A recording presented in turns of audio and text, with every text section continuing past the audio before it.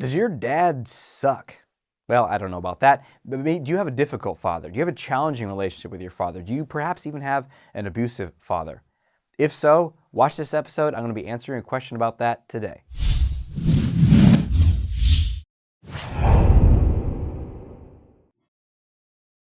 Hey, Dr. Aziz here, and this is the Art of Extraordinary Confidence. This is the show for you if you want to maximize your confidence in every area of life that matters.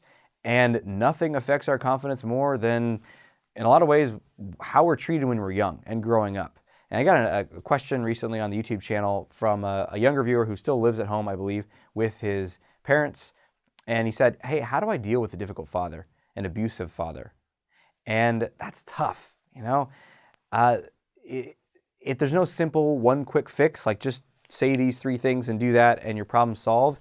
The truth is, it's challenging and it takes a toll on you. Living with anyone who's critical, hypercritical, or abusive is going to take a toll on your confidence and your self-esteem. If you have the greatest self-esteem and confidence in the world and you're living in an abusive relationship, whether it's a romantic partnership or with a parent or sibling or something, over time, that's going to erode your confidence. It's going to wear it away. Because no matter how firm you are in yourself, that messaging day after day after day, it's going to get to you. So ultimately, the best solution is to get out of that environment. Now, I know that is perhaps not immediately doable in a lot of situations, but a lot of situations it is for people. If you're in an abusive relationship, get out. I know that sounds so simple and so obvious, and it's like, well, it's more complex than that. But ultimately, that's going to be the best solution for you and your confidence. And I found that as people's confidence and self-esteem grows, they have a more of a sense of outrage of what's happening to them, and they feel like a sense of entitlement to leave. Like, hey, I don't deserve to be treated this way. But let's say you're living with that person, or you're stuck with that person, or you can't leave for some reason. Maybe you can't get out of the house. You're dependent on them financially. So what can you do? One, minimize contact. Minimize contact with your dad. Be out. Go to school. Spend time after class, join a sport, be with friends, just go do whatever, and then come home for dinner or whatever, and minimize contact as much as possible. Secondly, that's going to be super important is to really get that this is not about you. This is not about you. It's going to be hard to really emotionally see that because maybe he's pointing out things about you or is critical of you, or if they're abusive in any way, verbally, emotionally, or physically, it just sends the message like, you're bad, you're unlovable, you're worthless, you're shit, you're dirt. Like, and whether he says that, and sometimes people do, or he just hits you and communicates that non-verbally, or his energy or his contempt or his tone is like that when he's drunk or whatever, like that is poison. That's emotional poison. And so that's why minimizing contact is helpful. But another thing you got to do is you got to like expunge that. You got to suck out that poison. And one way to do that is to have a journal that you regularly write in where you remind yourself again and again and again, this is not about me, this is about him. His pain, his own abusive upbringing, his pain inside about his life or his addictions or whatever's going on with him, that he's then feeling so bad inside that he just has to like blame something in his world. And look who's there, his kid. And it's sad and it hurts and it makes my heart like, ugh. But that's part of what humans do, is we externalize our pain. So remember though, it's not about you, it's about him. Keep reminding yourself of that. Write in that journal daily to be on your own side, to expunge that poison. Another thing you want to do is develop healthy relationships, healthy attachments with other people. So other adults at least one other adult is optimal. Maybe your mom, maybe a coach or an older mentor or a teacher or someone in your community. Someone that you can like have as a father figure, but it could be a woman as well, but a parental figure that is loving, that accepts you, that sees the good in you. And that does a lot to neutralize the emotional poison coming from him. So look for that relationship. You don't have to go out and find it tomorrow, but just set an intention like, I want to find that person, that mentor, that teacher, and just start looking for opportunities and moving towards them and just asking them questions and see if you can find that connection.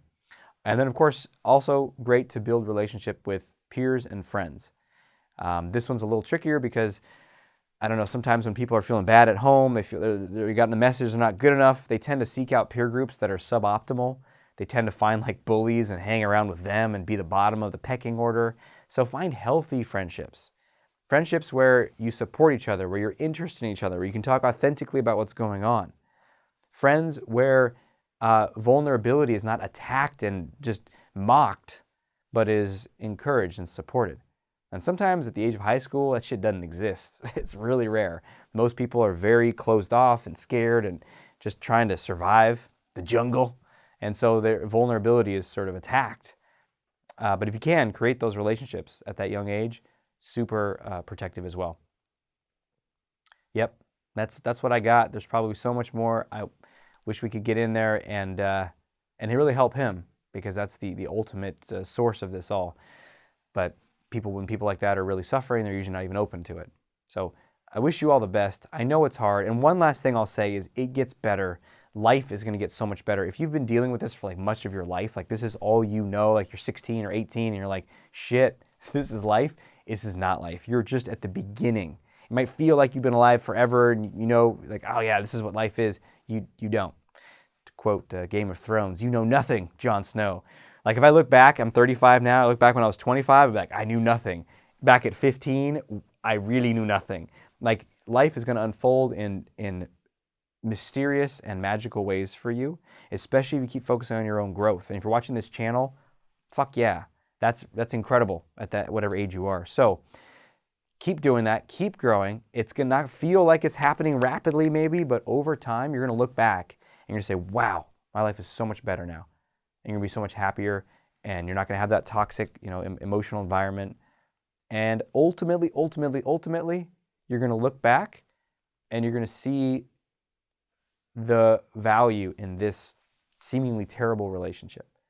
This thing that seems so awful that you never choose, you never wish upon anybody, but you're going to look at that and say, wow, because of that, now this is the man that I am today, or the woman that I am today. This is the person that I am today, and I'm going to be able to go out and do this. I'm going to be able to give in the ways. And I look at the worst events in my life and the things that were the most painful and how they shaped me and grew me to give the most, be the most, and really ultimately be the person that I am. So that will emerge in time. But for now, take care of yourself, get that connection with an adult, with friends, that journal, and I wish you all the best. Awesome. Share below your experience in the comments. Maybe you are relating to this. Maybe you got some words of encouragement for this young man, and we can all support each other to grow. Until we speak again, may have the courage to be who you are, to know on a deep level that you're awesome.